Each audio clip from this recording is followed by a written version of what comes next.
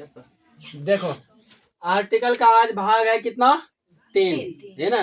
आज से पिछले क्लास तक में हम 2 पार्ट पढ़ चुके हैं आर्टिकल का, और आज है आपका आर्टिकल का तीसरा भाग में, जिसमें अभी तक हम ए का प्रयोग चल रहे थे ना। तो ए का प्रयोग में मैंने रूल नंबर 2 1 नंबर पहले रूल लिखा दिए थे। अब इसमें क्या है, रूल नंबर 2 में लिखे हैं कि देखिए, यदि किसी शब्द का शुरुआत, ध्यान दीजिएगा, यदि किसी शब्द का शुरुआत भावेल की तरह हो, ध्यान दीजिए, यदि किसी शब्द का शुरुआत किससे होगा, भावेल से हो, लेकिन उच्चारण कॉन्सोनेंट की तरह हो, तो उन शब्दों के पहले ए का प्रयोग किया जाता है। मेरा कहने मतलब, ध्यान दीजिए, आपको पहले भी बताए थे आर्टिकल सदा उच्चारण पर निर्भर करता है ना। तो उच्चारण पर निर्भर करता है, तो शुरुआत और उच्चारण, सबसे पहले ये बात को समझिए कि शुरुआत क्या था। शुरुआत का मतलब था जो अक्षर पहले लिखाया, शुरू जिससे लिखाया, जैसे यूनिवर्सिटी है ना, तो यूनिवर्सिटी का पहला लेटर क्या है, यू, तो शुरुआत यही है। और इसको लिख करके जैसे अंत बोल देंगे, तो यहाँ पर इसको उच्चारण करेंगे, टोटल UNIVERCITY जब हम लिख लेंगे, तो लिखने के बाद इसको हम बोलेंगे। अब क्या, तो लिखना तो शुरुआत तो यू से हो गया, लेकिन जब बोलेंगे उसमें, तो बोलने के बाद हम इसको बोलेंगे यूनिवर्सिटी। क्या बोलेंगे, यूनिवर्सिटी। तो मेरा कहने का मतलब इसका उच्चारण हो जाएगा यूनिवर्सिटी। ध्यान दीजिए, यूनिवर्सिटी है ना। तो यूनिवर्सिटी जो होगा, तो मेरा कहने का मतलब आपको देखिए, यहाँ हम बार बार कर रहे हैं, आर्टिकल हमेशा किस पर निर्भर रहेगा, उच्चारण। मेन चीज है आर्टिकल में उच्चारण। अब यहाँ आर्टिकल में आपको मैंने पहले ही बताया था कि आपकी भावेल मैंने भी और यू, मैंने पांचों भावेल में जो आपको कहीं बताए थे, AEIOU, क्योंकि जहां रहेगा यहाँ पे एन लग जाएगा, है ना। अब आप लोग खुद देखो, यहाँ पे यू लिखा हुआ है, यूनिवर्सिटी यू लिखा हुआ है ना, तो क्या यू भावेल में है कि नहीं, तो यहाँ पे इसके आगे में एन होना चाहिए, लेकिन आज ये ले क्या रहा है, ए। ऐसा क्या रीजन है सर जी, ए ले रहा है, भावेल होने के बाद भी या ए ले रहा। तो आपको मैंने पहले कहा आर्टिकल सदा उच्चारण किस पर निर्भर, उच्चारण पर निर्भर न करता है। ये उच्चारण जो है आपका, यहाँ देखिए, शुरुआत कर रहा है भावेल की तरह, और उच्चारण कैसे हो रहा है, कॉन्सोनेंट की तरह। तो शुरुआत किससे होगा ये मतलब नहीं है, उच्चारण क्या कहता है उसके हिसाब से यहाँ आर्टिकल आपका प्रयोग किया जाएगा। बताओ कोई प्रॉब्लम है, तो यहाँ पे आपका उच्चारण शुरुआत कर रहा है भावेल से है, कोई दिक्कत नहीं है। उच्चारण जैसे बोलते हैं यूनिवर्सिटी, यू, आपको पहले भी बोले थे, से लेकर कहाँ तक आंसर विस्तार पढ़ाए थे, उसमें से देखिए यू है क्या, नहीं है, इसका मतलब क्या लगेगा, ए। दूसरी बात यहाँ लिखा हुआ है यूरोपियन, क्या पढ़ेंगे, यूरोपियन। देखिए यहाँ लिखा हुआ उच्चारण है यूरोपियन है ना, यो ना आ गया, लेकिन शुरुआत देखिए भावेल से है, ई भावेल है कि नहीं, क्या देखिए है ना भावेल, तो भावेल ई है, लेकिन लगेगा क्या, ए। क्यों लगा ए, इसका मुख्य कारण यह है कि उच्चारण इसका कॉन्सोनेंट कर रहा है।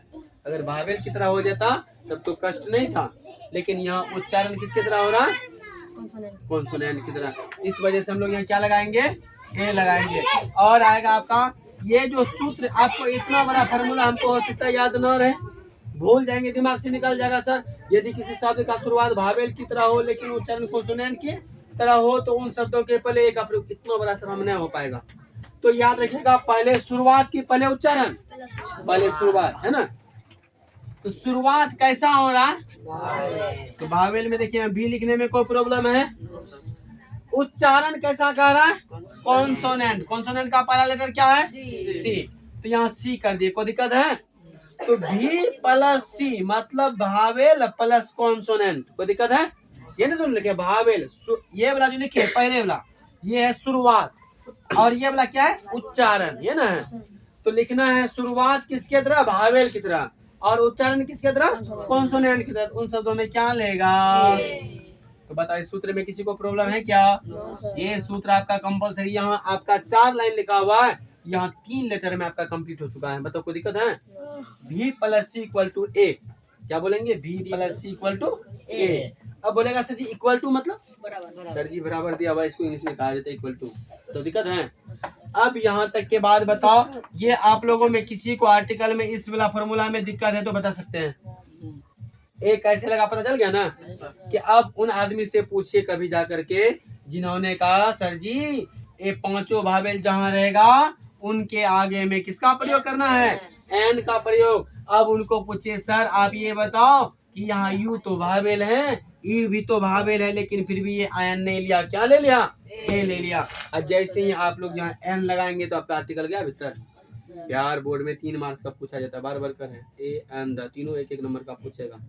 लेकिन फर्क क्या है कि यहाँ आपका उच्चारण क्लियर होगा, बनने आएगा, पढ़ने आएगा तब तो क्लियर होगा। लेकिन यहाँ आप लोगों में क्या है कि सर पहले बचपन में जो पढ़े हुए है दिमाग में सेफ है, जहाँ पांचों भावेल दिखेगा हम एन लगेबे करेंगे। तो भैया जैसे एन लगाओगे तो नंबर जाएगा कहाँ पता है ना? माइनस में। बुझी गलो? माइनस में जाता हूँ एक को घुरी के ना आता हूँ।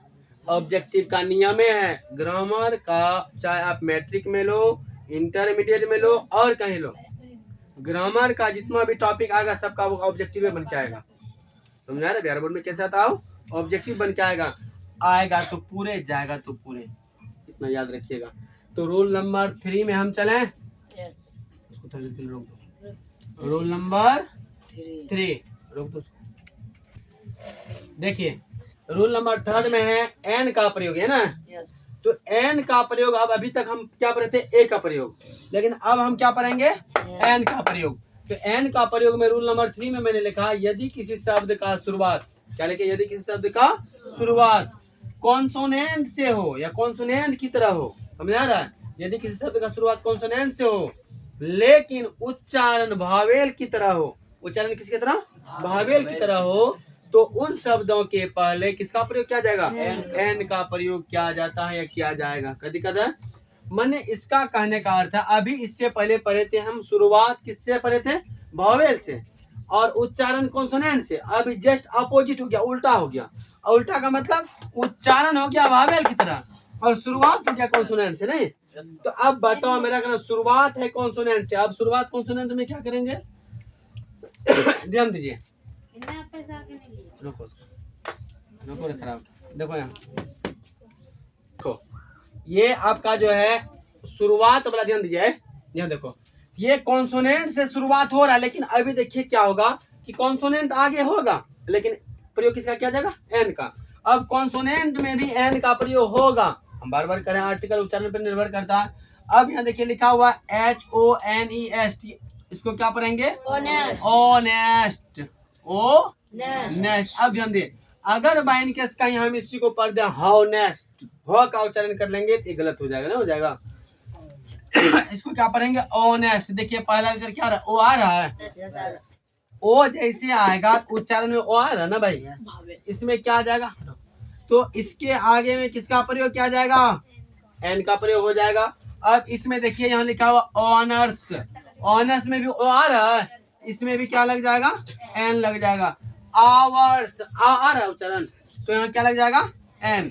अब आप लोग खुद ये बताओ कि सब में देखो एच से शुरू है, शुरू किससे है? एच से। तब एच से शुरू होने के बाद ये तो आपका कॉन्सोनेंट हो गया ना, लिखावट जो शुरुआत कौन से हुआ? कॉन्सोनेंट से। लेकिन शुरुआत कॉन्सोनेंट होने से क्या हो जाएगा? उच्चारण किसका कैसा कर रहा है? भावेल की तरह, नहीं? तो जब भावेल की तरह ये उच्चारण करेगा तो यहाँ पे क्या लेगा बताओ जल्दी? क्या? एन। अब बताओ ये इतना बड़ा सर हमें नहीं याद रह पाएगा, कहीं भूल गए तब क्या होएगा? तो क्या होएगा? तो यहाँ देखिए ना सर, उच्चारण कैसा कर रहा है आपका? भावेल की तरह, लेकिन उससे पहले शुरुआत कैसा कर रहा है? कॉन्सोनेंट ना। तो शुरुआत वाला पहला अक्षर बोले थे, तो शुरुआत वाला बोले थे सी, है ना, बोले थे। अब प्लस का आइए उच्चारण में क्या कह रहा है?